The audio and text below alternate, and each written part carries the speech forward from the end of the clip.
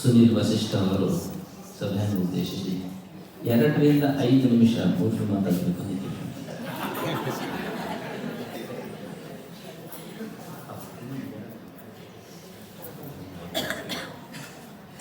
ಅಧ್ಯಕ್ಷರ ಭಾಷಣ ಕೊನೆಗೇನೆ. ಆದರೆ ಅಧ್ಯಕ್ಷರನ್ನ ಅತಿಥಿಗಳು ಇರುವಾಗ 1-2 ಮಾತಾಡಿದರೆ ಬನ್ನಂಜಿಯವರಿಗೂ ಕೂಡ ಗೌರವಾರ್ಪಣೆ, ಅತಿಥಿಗಳಿಗೂ ಕೂಡ ಒಂದು ಗೌರವಾರ್ಪಣೆ ಕೊಟ್ಟಾಗಿ ಹೋಗುತ್ತೆ ಅಂತ ತಿಳ್ಕೊಂಡು ಎಲ್ಲರ ಹತ್ರ ಕೂಡ ಕ್ಷಮಾಪಣೆಯನ್ನು ಕೇಳಿಕೊಂಡು. It's very difficult to follow August guest here and also be in between you and lunch. It's a very difficult job. Since I've been asked, I'll talk a little bit. First prayer. Jayati Parashara Sunuhu Satyavati Hridayanandano Vyasaha Yasya Asya Kamalagalitam Vangmayamrutam Chiratpipati Shri Gurubhyo Namaha. If you have ever been in Govindacharya lecture, live lecture in person, you know this is the attention signal. Until then the crowd will be talking to each other and everything goes on. But once he starts Jayati Parashara Sunuhu, everybody, the room will get into silence. All attention goes to him. Because everybody will be expecting something big, something new to hear from the Acharya. So my introduction to Govindacharya was when I was in high school. I get myself in the 90s. He used to come to Gokhale Institute in Bangalore.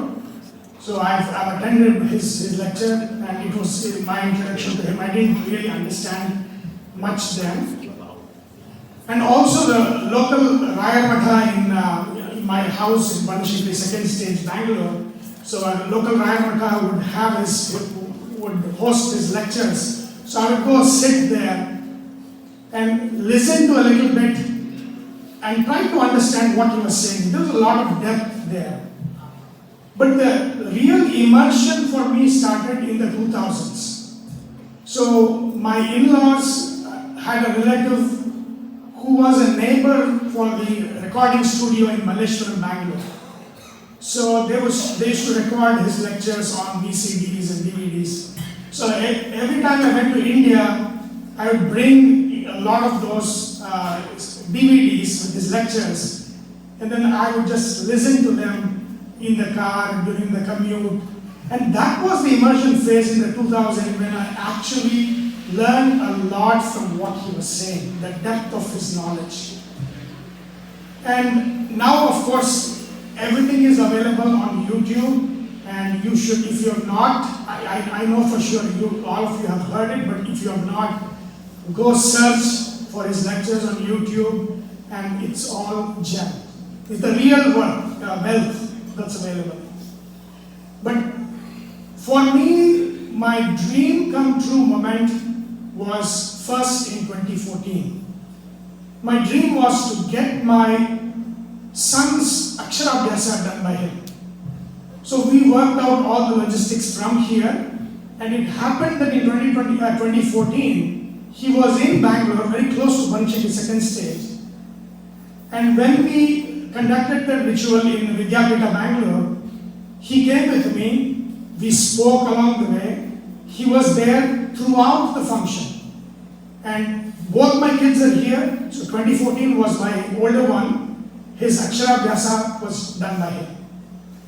Again in 2016, I wanted him to do the Aksharabhyasa of the second kid. And again, it so happened that he was in Bangalore at that time, very close to our house, that he was not traveling at that time. So we started the ritual in Vidyapita, cut it, and for the portion to write the Akshara on the rice grains, we went to where he was staying, got that done, and we came back to complete the ritual. So for me, my dream to get my kids Aksharabhyasa done by him was fulfilled by him, very gracefully. So it was one of my peak moments of my life. He is one of the greatest thinkers of our age, especially connecting to Gen X and Gen Y. Not only does he have the depth, of course, if you just have the depth, you cannot connect with the wider audience. You need to have the breadth. And he had the breadth. And I'll just give you one example. I think Dr. Purna Prasad briefly mentioned that when he talks about Upanishad, he used to say, Upap Samipe is kind of a new thing, close, but there's an older meaning to Upa. And that meaning is, you can see is retained in English, German, up comes from Upa, Uber comes from Upa, English word super, Hindi, Uber, Uberge. He would mention that in his talks.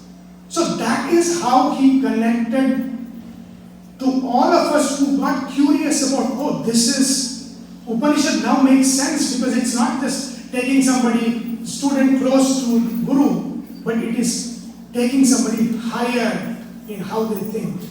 Upanishad set them higher. So those kinds of things. Another one is in Brihadaranyaka, Ahamasmi. When you take Ahamasmi not as a pronoun but as a name, it looks a little weird because it is probably just the Madhva Sampradaya that takes it like that. But then he connects it back to Zoroastrian. Zendavesta had Ahmi as the name of God, which is Asmi. And then Hebrew Bible has I am. Moses got that name as I am. So then you get very interested. So this is not just a Madhva thing. This is something that was there ancient, that we no longer remember that, and that's the reason why that's the correct way to do it. So with these two, I have one appeal though, before you leave. Why I'm speaking in English, his depth and his breadth is there, but it is captured and constrained in Kannada. To make this available widely to everybody, to international audience, to audience across India, AI makes it possible to translate Kannada to English or Hindi or any language. So language barrier is no longer a limitation anymore. I think what we have got, that drop of Amrita that we have got through his lectures, which is still in Kannada, should be made available in English, in Hindi, at least, and in various other languages, because it is the need of the hour. His message and his light needs to be available to everybody across the world. With that, Krishna.